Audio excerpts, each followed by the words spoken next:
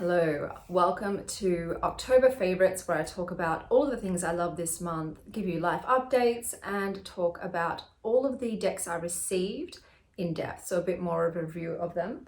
Today, it is Halloween in Australia. I am sort of channeling Elvira, Mistress of the Dark, who I had a huge crush on and still have a huge crush on. She is a goddess and I adore her. So I'll start with life updates. October was a hell of a month. It was a bit more trials and tribulations. We had multiple family members, including myself, have health issues. I had car troubles. I have had flooding. So Australia right now is receiving a lot of torrential, heavy rain relentlessly. Many Australians have lost their entire homes. I am fortunate that only a couple rooms in my house have received flooding and flooding damage.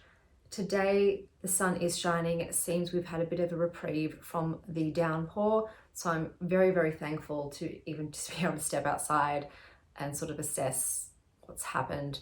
But it's not the time to rebuild yet because the rains still are meant to come. So October was a very gloomy, sort of ominous month personally. Now onto my favorite things of this month. We'll start with the books. So the first book was How to Keep House While Drowning by Casey Davis. I did give this 5 stars. It's for those of us who maybe have health conditions, energy issues, depression, are neurodivergent, have trouble with keeping house, and who possibly feel like a failure for not being able to keep a tidy and neat home. It's tips on how to manage, how to change your mindset, how to take care of yourself. I just highly recommend it. I hadn't seen anything like this previously and it was very refreshing. And then I read A Wizard's Guide to Defensive Baking by T. Kingfisher and I gave that 4.75. It is a middle grade book. The protagonist is a 14-year-old girl. She's amazing, she's lovely, she's courageous. I loved reading in her perspective. It's set in a world where there is magic and those who have magic are called wizards. She does have magic. She's able to work with dough. So her magic is to do with baking. She can tell the dough to not burn. She can make gingerbread dance. She gets involved in a murder case. Someone is going around and killing off all of the wizards. So it follows her trying to clear her name. I apologize for my voice today. I'm not quite well. It follows her trying to clear her name, her growth as a young woman and coming into her own and learning how to use her magic and all of the connections and friendships she makes along the way. I did cry in this. There was a character in there and a situation that did cause little tears to fall out of my face, but I just thought it was such a great book. I was invested in it, and even though it was middle grade, I enjoyed myself. On to movies. I watched Hocus Pocus 2. Now, I grew up in the 80s and 90s, so I grew up with Hocus Pocus, and I know a lot of those films might be problematic today, but I enjoy them. This one definitely is a more work version, a bit more PC, it has a lot more diversity. I did find some character inconsistencies with the sisters, especially the end scenes. If you've seen the end, I just didn't find that it was true to character, personally, especially for Winnie. But otherwise, the scene setting was amazing. It was fun. My children thought it wasn't as scary as the first, so that's to note. If you're a parent, it's less scary. I did love the mayor. I found the main character, she was a little flat, a little dull that's my personal opinion. I didn't think perhaps she was a really great main character to have, her personality and character. But otherwise, yeah, it was enjoyable. It's a good time. I don't think you'll hate it, especially for a sequel. A lot of sequels are not that great. Unless you're looking at the Die Hard trilogy and whatnot. But yeah, I enjoyed myself. TV shows, I watched Rings of Power. I'm only up to episode 5, so I haven't finished it. I'm a huge Tolkien nerd. I lived on those books. I loved the film adaptations.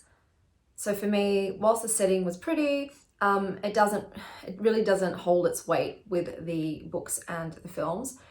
It's quite slow. There are a lot of scenes where I find boring. They're obviously trying to stretch it out over many episodes and therefore like the pacing's not great.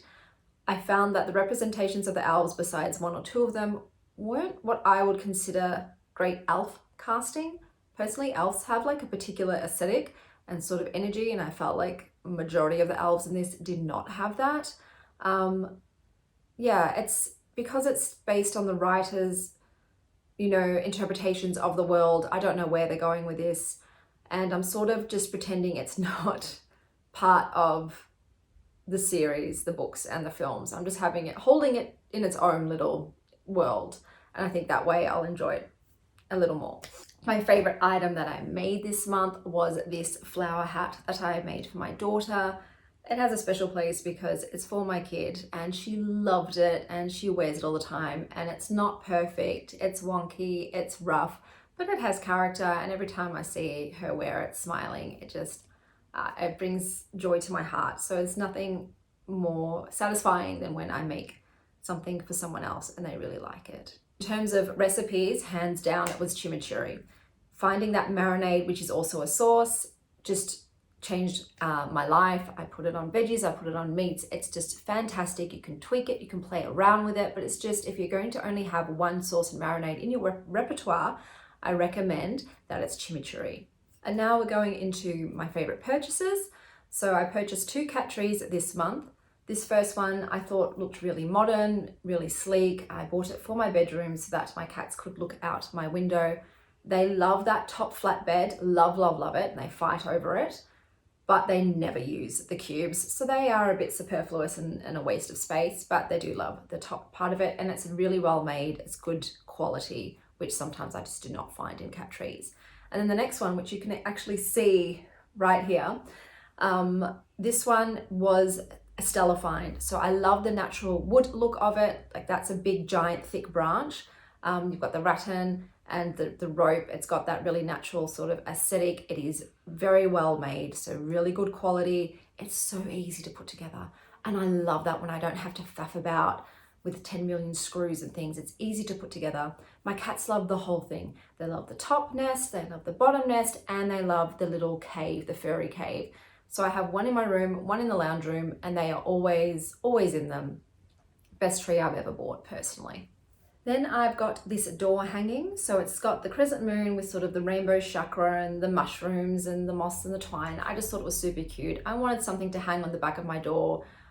So it put a little bit more interest in it, and yeah, I think it just makes me smile every time I look at it. In terms of crystals, I purchased 1 crystal this month. I've always been looking for a chunky labradorite that I could just hold in my hand, and I saw this purple flash one and I thought it was stunning, and I'm very pleased. I think sometimes with crystals it can be hit and miss because you're not there. When you order them online, you're not there to touch them, hold them and feel their energy. So sometimes they just don't resonate, but this one did, and I'm very pleased. And now we're going on to the decks that I got this month. I will start by saying my favorites out of all of the decks that I received.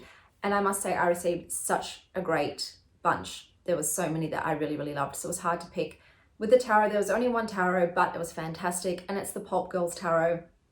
The quality is a little but I don't care at all. I love the artwork and the aesthetic. I love the energy. It's youthful, it's fun, it's groovy. I love the different interpretations in the guidebook. It's something fresh, which is fantastic. And I've had such a great time playing with it. So I was so excited to finally receive it. And then with the oracles, so many great oracles, so many, but I've picked the one that I've ended up using the most. I've made it a daily deck one for me, and that's the Sovereign Oracle. So there are so many cards, so many, and with that you get a lot of variety. There's a very small chance that you're going to pull the same card over and over. They're itty bitty, so they take up such a little amount of space. I've used them in a way that it's sort of like my theme for the day or my word of the day. So either the word will resonate with me or maybe one of the sentences will resonate with me, but that's sort of like how I'll set the tone for my day and the lens in which I'll view it. And it's just really fun to see, like, what's my word of the day? I'm a bit of a word geek too. I used to do that, literally just pick a word out of the dictionary, be like, that's my word of the day. But now I've got this oracle, which sort of fills that niche, and I love it. So now we're going to go on to the deck review section where I talk about all of the decks that I received this month and what I think about them. Am I going to keep them? Am I going to put them in the purgatory bin or pass them on? So goodbye from me and on to the deck reviews. Hello. So this is the portion where I talk about all the decks that I received this month and my sort of more in-depth reviews on them. So we're going to start with Prism, the Prism Oracle. I've already made a little baggie for it. So get this one out. Here it is. So the guidebook is full color, which is great. There's an introduction, how to take care of your deck, reading, spreads, and then when it goes into, there's a lot of spreads, which is great. I'm all for lots of spreads. It tells you how you can use them, how to make altars, how to use them with tarot. And then with the colors, there is a section on the color itself and on the color in the reading. And then you've got the card. So there isn't a lot of information about the actual card there, to be honest, but it is pretty self-explanatory in terms of what the card means. So that's the guidebook. These are the backs. They're very colorful. They've got these shiny but holographic, so it's gold, but it's also holographic. I don't know if that's coming up. And they're very glossy.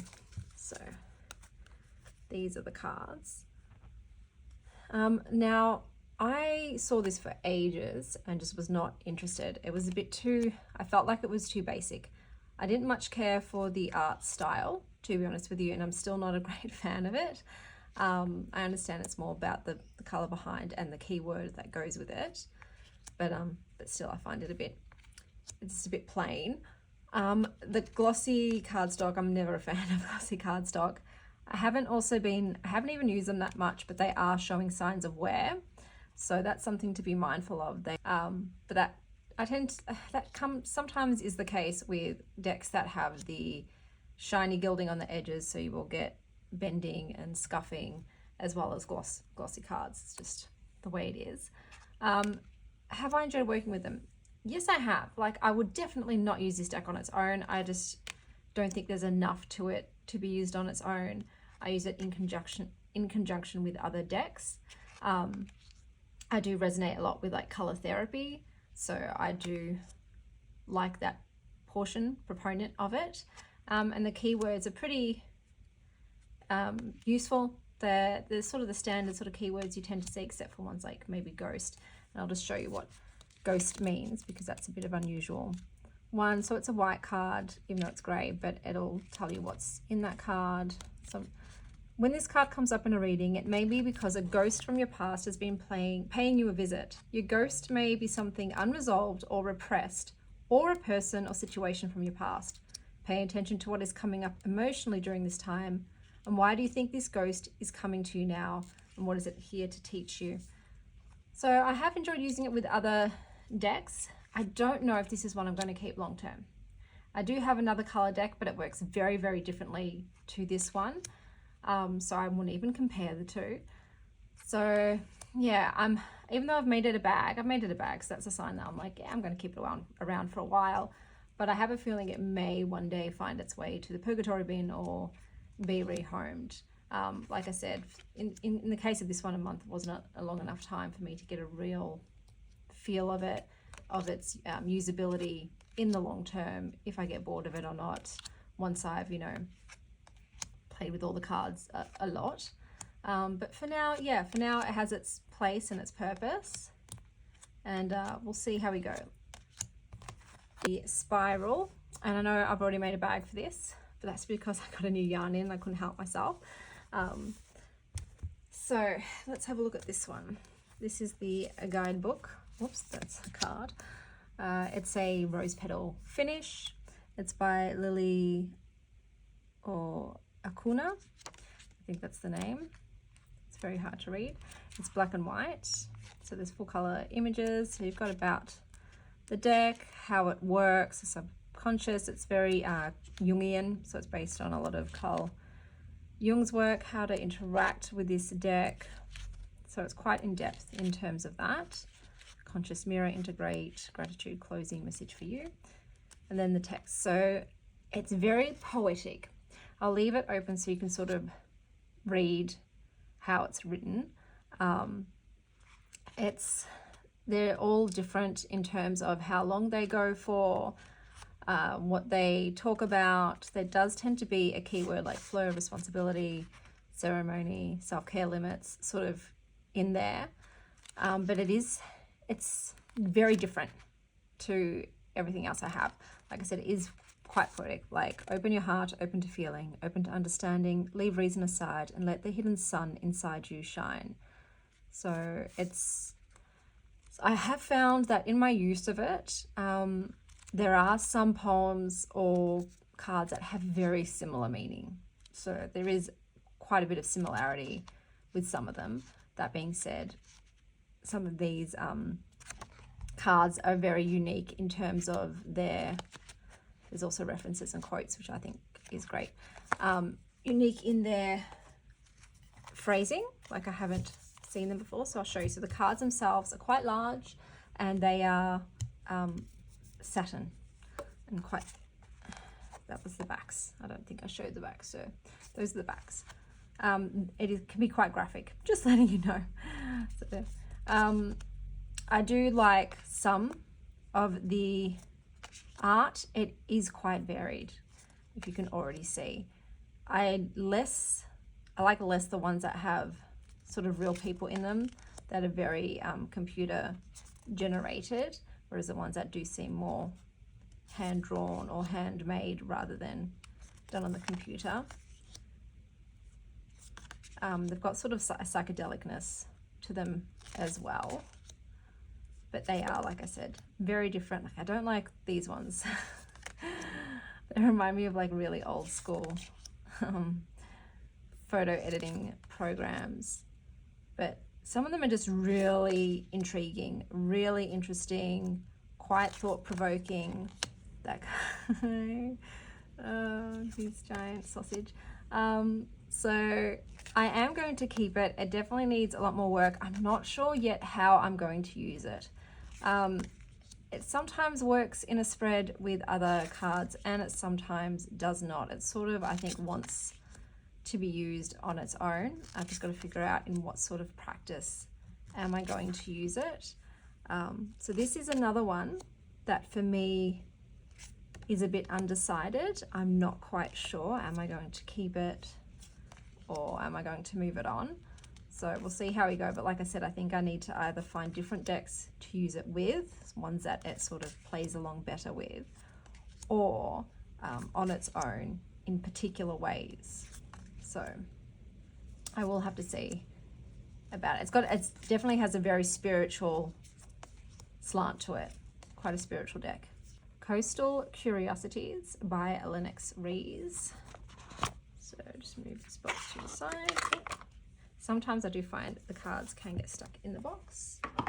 This is the deck, so it's quite thick. It is a full color, and you've got the card name, some keywords, then about the card, and on this side it's sort of about the imagery, why they chose it. But to be honest with you, it doesn't really explain why the images were chosen. It just lists McCartney roses, a glimmering treasure of orange calcite is underneath, upon a well-loved hairbrush, on an altar collecting fragments of time. So it's very, I found this really bizarre, the way it's written. So I'll just read one. So you've got the keyword as advantage. So that straight away brings different meanings and correlations to my mind personally. And then they've put sub-keywords like fulfillment, mindfulness, and unity. I don't really associate those with advantage, but highs and lows swirl and surround you each day. The tools to succeed may help us get ahead, but don't always create internal advantages. Recall lived experiences and consider what point of view to perceive the situation. From sky to forest floor and down to the deep sea, push your existence to reach for dreams beyond. Seek out primary truths to bond and unite spirits, because ups and downs affect each differently. Offer a portion to those around you. Coming together provides a more immense resource to combat negative powers and situations. And then it says the silver spoon serves the unseen advantages amongst the distractingly beautiful pink roses and strongly formed coral, which I don't understand. A brave butterfly offers alternative experiences to reach for differing understandings. Small mushrooms emerge and push through old earth to expose new vitality. The way that this is phrased is just very confusing to me and sort of like incongruent, and it doesn't flow. And sometimes I'm like, how does this correlate with this part? I just found this very confusing. I'll just show you the deck itself. So these are the backs, which are very pretty. It's on that gorgeous like linen cardstock, the slippery one though, so it does slip and slide. In terms of the quality of the deck, it's excellent quality. The box, the book, the cardstock, excellent. The imagery I think is really pretty. I like the subdued sort of muted earthy color palette, the quirky combinations that are on here. The keywords on the cards are great. But like I said, this was a deck which I just felt there was a huge disconnect to the guidebook. It just didn't correlate. The words that were on the front and the associations that I like came to draw from the pictures and the keywords here were just nothing like what was written in the deck. I know you think, well, then just use the deck intuitively, forget the guidebook. That's something I don't like to do. As you know, I love guidebooks. I want to hear something different than my own brain. I want to see things in a different view and have different insights rather than just the same thoughts that I have. So I could use it intuitively, except it just didn't read well for me. So I just thought, okay, after the guidebook didn't work out, I thought, let's just go with the keywords, the imagery, and my associations. But then it's still, I tend to get very similar cards all the time, and I just didn't feel any connection. I couldn't connect to it, and it sucks because it's beautiful and it's well made, but for me, I didn't connect to it. This is actually also one of the first, I think this was the first Kickstarter deck I have received, so it came out very quickly, because this definitely wasn't the first Kickstarter deck. This is one of my favorite pictures that I purchased, but it's the first one that arrived. So kudos to the creator for just excellent, you know, like manufacturing and processes and expedited shipping and everything else. I wish, like I said, I wish I loved it, but it just did nothing to me. It just ran cold. So this is one of those situations where I will find it a new home, and it's a beautiful deck, and I'm sure someone will absolutely love it. We have Spirit Allies by Jill Pyle and Sydney Bashir, illustrated by JK. It's a 60 card deck. So the front of it has some glossed, sort of embossed imagery, and there's the back of the deck. Inside, you've got some illustrations. It's nice when inside the boxes they do some extra little messages and all that jazz. This is the guidebook. I love the cover. That really spoke to me, all the little symbols and imagery. So the book itself is not color, it's black and white. There's spreads, and then the cards themselves. So we have the number, the name, sort of like a key phrase or sentence about the deck, about the card, and whatever is illustrated in the card. So if it's a story, it'll be about the goddess or about the plant. So there's information about what's pictured, as well as sort of the more divinatory meaning. And then at the bottom, there's the journal prompts. So I love this format. I love all of Jill Pyle's decks. I get a lot from them. I think they're fantastic, and I think they're well written. And I just love the breadth that's in this one. So it's very different to her other two, which are very subject-centered. This one's sort of a bit more broad. So you've got the backs. This has the shiny silver foiling on the sides. The cardstock is matte. The illustration. So I'm going to admit that I'm not a huge fan of all the artwork of all the Jill Pyle decks. Probably the Sacred Cycle ones is my favorite, but this is a bit more reminiscent of the her self-care deck. So it's very like cartoonish is what I would say for me. So it's not my favorite art style. It is very colorful. So all of them have different backgrounds, and also the headers are differently colored. So it is a very colorful deck. There is astrological components in there. There's gemstones. There are animals. There are plants. So it's supposed to be sort of about spirit allies, energies of certain things that you can connect to. There's food here, but that would be under plant, to get guidance from. So this is the energy of this organism or whatever it is, and also this is a divinatory meaning. So like I said, the guidebook's fantastic. I love all of the different items, things, people, plants, places that you can get guidance from, and I've had a lot of fun with it. And I know already, like hands down, yes, I'm keeping this deck, and I can use it in spreads. I can use it on its own. It obviously works fantastically with Jill Pyle's other decks, and it's fun. It is fun. and it's light. It's not too heavy. And I love the journal prompts. I think they're an excellent addition and can sort of, you know, if I like a journal with my card pulls, so that helps. It's an extra element to that.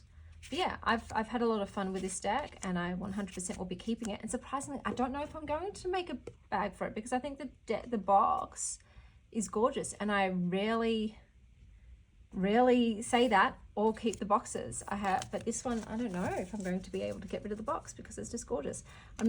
Look, I do sort of hate the shiny foiling. It does have an unpleasant feel on my hands, and I feel like eventually it does chip personally, but you know, I appreciate the effort. Oracle of the Wilder Ones, Messages and Affirmations by Sharon McLeod, or McLeod. I don't actually know how to pronounce her name. My mum will tell me off after because it's her friend. Sorry, guys. This is the booklet. So it's got some illustrations inside, reading with the deck. Divine is in the detail, symbolism. So basically it gives some symbolic meanings to some of the symbols that have been illustrated, as well as some color meanings. Not all the colors, only 4: green, purple, red, and yellow. I'm surprised they only chose 4. And then about the author. So it is quite sparse. This is much more of an intuitive deck where you apply your own meanings to it. We'll start with the backs. I think the backs are beautiful, absolutely stunning. I love those. So they've got a floral motif, and they've got the gold foiling, and I just think they are gorgeous. They're not edged. They're quite large, and they've got sort of a satin but almost rose petal-y feel, but not rose petal. So this is something I haven't felt before. I would still call it satin, but it's got a tiny bit of a soft texture to it. So with this deck, you have these very, very colorful illustrations. I absolutely love Sharon's illustration style. I'm a big fan. It really speaks to also like my inner child and fairy tales, like the illustrations you would see in fairy tales growing up. They're filled with color. They're filled with little tiny details where you might see something different every time. This deck in particular has excellent, it's got a lot of different representations of different sort of ethnicities, different body shapes. There is male, female representation. There are different ages represented in the book. So I think that's all fantastic. So you have sort of 2 sentences. The first one sort of about the card and there's sort of the divinatory purpose, I guess. And then you sort of have an affirmation underneath. And I think that's really sweet. So normally I don't go for affirmation decks, but this was an exception. And yeah, it's very varied, very varied. The sentences and the affirmations, there's a good variety in here. I love that one. It's very October and autumnal, and the mandrake. I just love it. It's very witchy, I would say, as well. There's a lot of like witchy and sort of fae elements to it. And I love it. I love all the colors. It's a bit folklory as well. And I think it resembles Sharon's roots. So I've had a lot of fun. It's fun. I think that's another thing too. I find her decks have that, like I said, that childlike innocence and playfulness and spirit and magic in them. And I really, really enjoy it. So I do wish the guidebook had more information, so I could also see more of her point of view and her voice in it, but I'm still happy to use it and keep it. We have Destiny Oracle Lace. This was by Lisa Santane. This box is also very, very well done. This was a Kickstarter deck. So the box itself has that rose petal finish. It's got the gold foiling of the lace. I've never seen a box like this before. It just comes like that. You've got a little message on the back. This isn't, once again, another instance where I'm thinking maybe I should keep the deck. The box, because it's so stunning and lush. Then you've got the guidebook, which is also got a rose petal finish, so very lush. It's got the gloss pages. It's got full color, but it's a limited color palette. There's information here about numerology. And then you have the cards. I'm going to admit that I'm not a huge fan of this very large font that doesn't observe keeping the word together, like inner wisdom. I hate that. That's just me personally. And then you've got the thing there. I think some people might find an issue with reading red text. I don't have any issue with it. It's in numerical order, which is great, so it's easy to find your card. I think it's well written, has got a very like positive feel to it, so I'd say more light than shadow, but I enjoy it nonetheless. So I think it's a well done guidebook.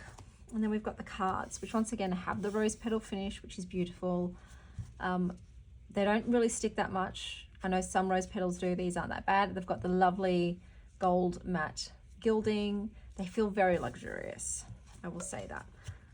So this is a deck which at first I'm going to admit that I'm not such a huge fan of the art style, and the limited color palette. It wasn't really for me. The cards also have gold foiling on the front, which I think is lovely. So you've got the number up the top. That's how you find the card. And then you've got the title of the card, which can sometimes be a sentence, as you can see.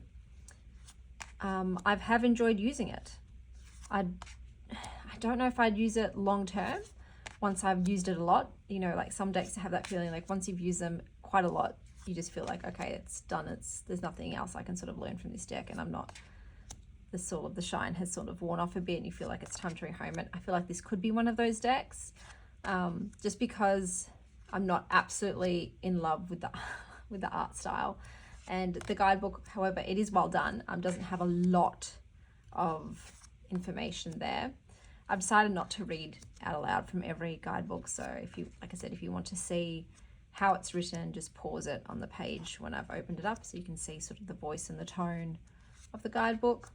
But yeah, it's lovely. It's very sweet. I feel like it definitely has a feminine energy to it. I've enjoyed it. It's very supportive. It's a supportive deck. P.S. I love you. So it's very sweet. There's a sweetness to it.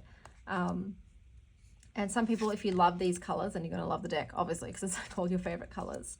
But yeah, I really like that one. Some cards I like more than others, but I'm excited to continue to work with it, and I will be keeping it so far. But the quality for a Kickstarter deck too, amazing. So we have the oracledeck, I don't know how to say that, sorry guys, by Celia Melsville. So the case has like gold gilding on it. Hello Willow. And these are the back of the deck. So you've got a little booklet in this one. And the start of it is in English, so there's sort of like a poem almost in the beginning, an introduction, advice, putting a question to words, reversals, some spreads, and then these are the cards. So all you get is like a few keywords for each card, so it's very, very basic. And then at the back you've got the French. So that's the booklet. This is the deck. So the box is okay, although mine's got the cards sometimes get stuck to the glue in there, as you can see with the ribbon. So that was an issue that I have with this one. These are the backs of the decks. It's Willow in the image. It's matte cardstock. They came edged in a matte black. As you can see, mine have a little bit of wear to them, but not a lot. And these are the cards. So it is a limited color palette. It's sort of like that black and sepia style. I personally like it, sort of almost like a tea or coffee stained paper with the black pen line work. So I do like the art style. I liked all the different, it was very unique in terms of the imagery and the sort of themes. It's not like anything I had already. But for me, I've struggled with it.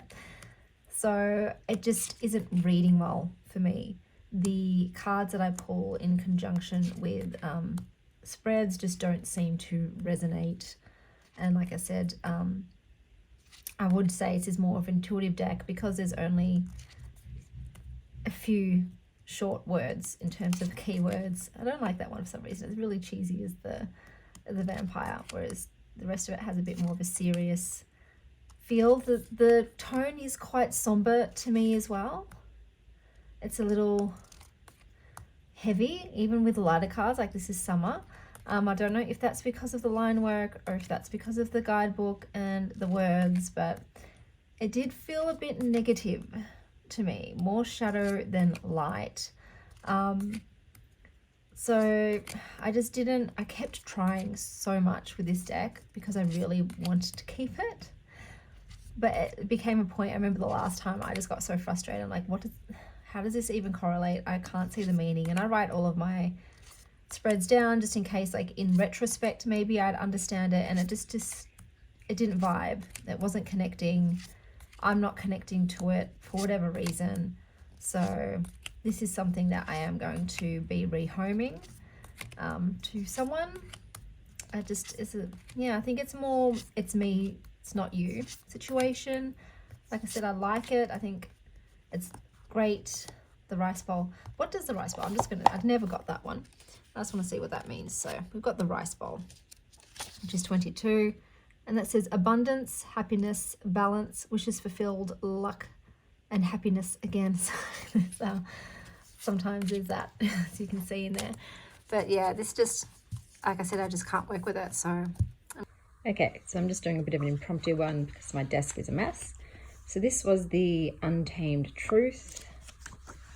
This was the guidebook where you've got like a whole page. Now at first I thought I would love this. I do like the backs. I'm not a fan of the glossy. I do like the hologram edges. I think that's cool. I'm not a huge fan of the glossy cardstock. I do like the size though. In terms of the artwork, some of them I really like, and then some I don't. This definitely has a balance of light and dark. For me, though, I just keep getting the same card over and over again. Oh, watch out, guys! It's a bit profane. And when that happens too many times, like literally like 10 times in a row, I'm like, okay, maybe this is the card I get all the time. I was like, I get it. This is very important to me. But do you not have any other messages?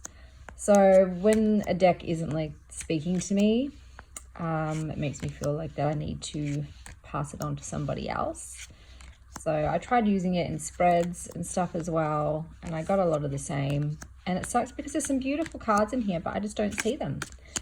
So I am going to give it to somebody else, pass it on, which I'm kind of sad about because I do really like it, but I can't read with it. It doesn't read for me. It just won't open up and speak to me. So it is what it is. Unfortunately, sometimes even though you like a deck, it doesn't always work out.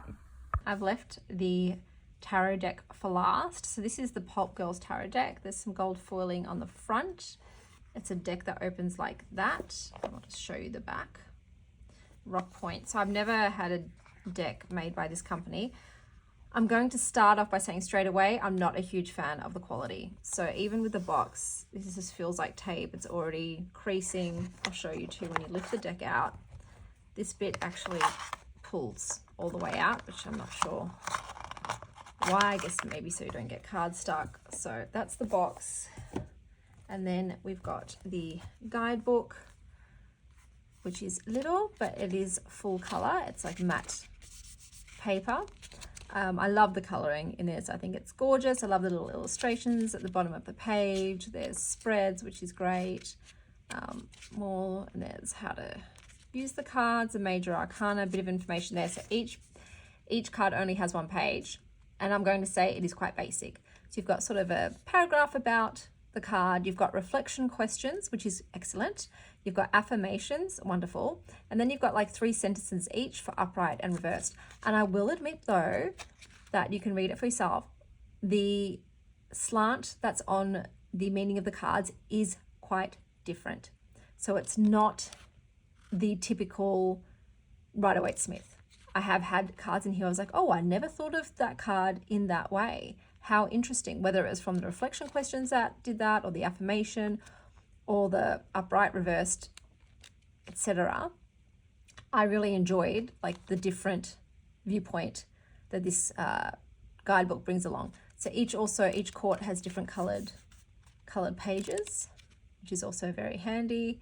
But yeah, this was very interesting and thought-provoking. It had me look at the cards in a different way. So we'll start with the backs. Freaking love them. Absolutely love the coloring. I think they're very pretty. I'm a big fan. I'll say I knew of this deck because this is back when I was on Instagram. I was following the Pop Girls. I liked just their art style. They had a lot of stuff about astrology with cats as well. And I just thought it was so cute. So when I found out they were making, I edged mine. So I edged mine in this purple to sort of match the fronts. And I think it's so good. Highly recommend going purple. I knew straight away I pre-ordered this deck because I'm like, yep, I know I'm going to love it. I love their art style. It doesn't even matter if it's like not great. So I'm going to go back to the quality first though. This isn't great. So this is very, I call like this sort of stock, like very papery, very cardboardy. It doesn't feel like a playing card. Do you know what I mean? It's sort of it's satin, but it's closer towards gloss, but it does feel quite papery. So I'm not impressed with the quality of this deck. However, the illustrations, love. So it is based on Rider-Waite-Smith. So you see similarities there, but it's modernized. So it's got a modern sort of twist to it, and it's very 70s vibe. I find personally, I get like a 70s feel from it. And also the entire deck is very female centric. So female presenting.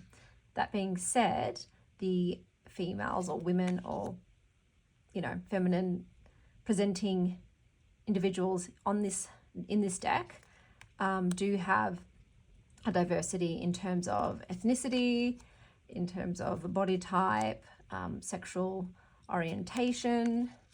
So that was good to see. I'm not sure if there's varied ages. I guess we'll see as I flip through it. I love the fashion. I love the style.